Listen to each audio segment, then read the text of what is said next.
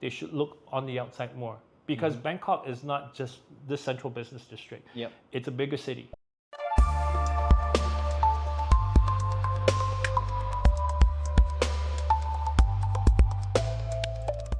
Sawadee Krap, everybody. I'm Nathan. I'm from Home Thailand Estates International, where we're providing property-related consultancy service to international buyers who are really interested in Thailand property market. And I'm here today with my colleague JC. Sawadee Krap. Good afternoon, everyone. My name is JC. I'm from Asangha Ventures.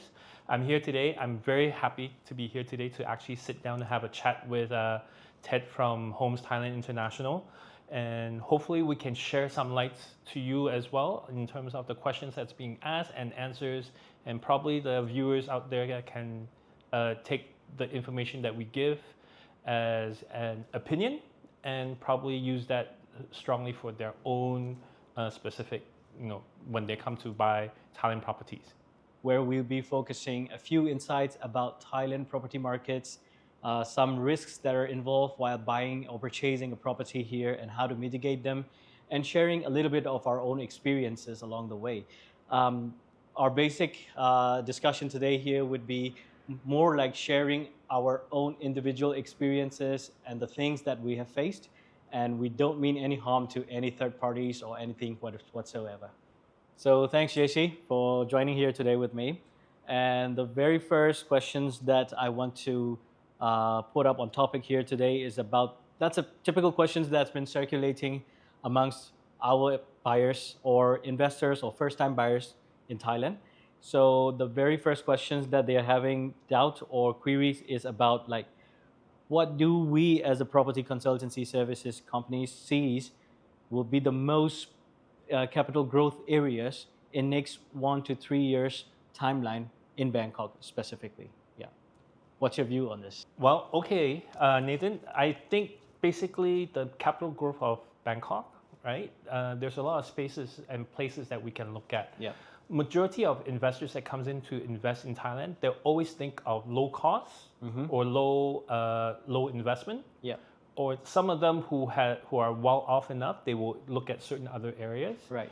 But to actually get capital growth in Bangkok currently right now, investors should look more on the outside. A lot of people keeps looking on the inside of Bangkok, like the central business district area. For instance, like they look at Sukhumvit area, which is close to the BTS line, or the Sathorn Silom area, or the Rama 3 area, where they're also looking at the Silom BTS line, or the new MRT lines BTS line that is along the way to build those areas out.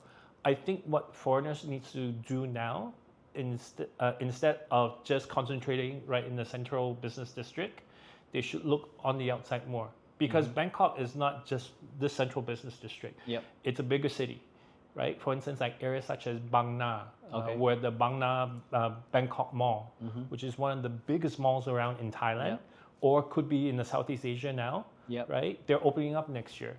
So that area is growing. So there is chances for a good capital growth when you're starting to get into that kind of investment in today, right? Or places that such as all the big developers are moving towards is also like in Rama 3 or even the riverside area. Those areas are quite, I would say they're quite, has a good growth in it already. And then a lot of people is starting to look in that area, especially the locals is starting to look into investing into that area. Yeah, so those are the kind of areas that I think that our investors should look at. Don't just concentrate in one specific of what we keep hearing every single day of other agents or other promoters are trying to promote just the central business district, like Sukhumvit line, Silom line, the Rama 4 line. They should explore a little bit wider. So they're investing. They're not the one that actually is going to be looking after the property so much. It's the agents that they work with will help them to actually manage the properties out. Yeah, I like the point that you actually touch base, because normally first buyers or even investors are just confined towards a particular space where that's really popular in the markets, where everything pops up in the social media or whatever.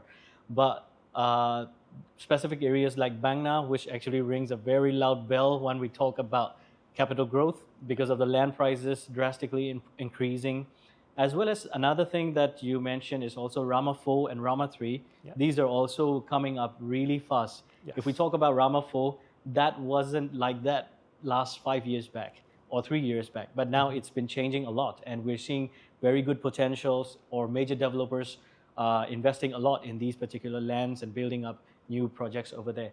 And so the quick recap here is one should not be confined to a particular place that he knows or that he sees. Better you look the whole market as a broad curvature so that you cover the whole Bangkok and you cover the main areas that are, we call it hidden gems, that are really going to shine very bright in the future, right? In addition to this question, I'd like to also ask you a little bit about on top. We're just talking about Bangkok here. So what's your experience be? Should we just look for Bangkok, or should we also target areas like the northern part, Chiang Mai, or some beaches or islands? What's your view on that? Okay. Well, so basically, we all know about Bangkok very well, right? A lot of investors keeps investing into Bangkok, right? Because Bangkok is the major city and it's big. It's well known around the world now. It's this year in 2025. I think that the #1 most visited city in Thailand. Yeah. Right. But the investors or people who are into Thailand a lot or want to retire, can be buying for themselves or investing. They should look at other areas. You mentioned basically like Chiang Mai. Yeah. Chiang Mai is a good area. It's a little bit more, I would say it's a little bit more of a Chinese style. There's actual locals, Chinese-speaking Thai Chinese people living in Chiang Mai. I see. Okay. Yeah. That's the first time I'm hearing this. Yeah, so it's good. Actually, Chiang Mai is, I would say it's almost like what Bangkok is 20 years ago. All right. Okay. So the growth there is actually also quite exponentially, quite fast as well. Interesting. Okay. Right. But then Chiang Mai is also a place that is growing a lot as well. All right. Another areas is that what's really up and coming is Phuket. Right. Yeah. I always get a client that will ask me about Bangkok. Suddenly they'll say, "What about Phuket?" Okay. Right.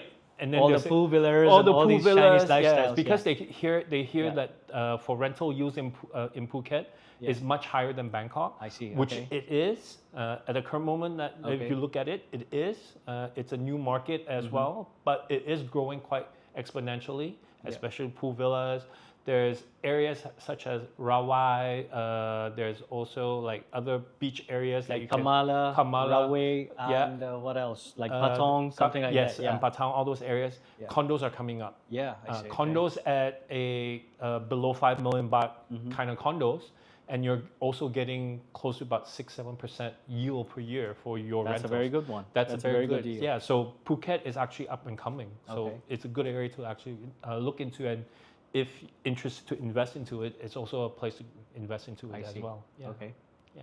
Yeah. So it's very interesting. So can I typically say that if you're just looking for a very hotspot city, then Bangkok should be the first priority? Yes. And then if you're totally about a retirement, just relax, chill, and you're just spending all your money in your very last ages of your life having fun, then Chiang Mai will be also a good option. Yes. And then Phuket is also a very good option for both, either investment purposes or retirement purposes as well. Yes, true. Right? Yeah. True.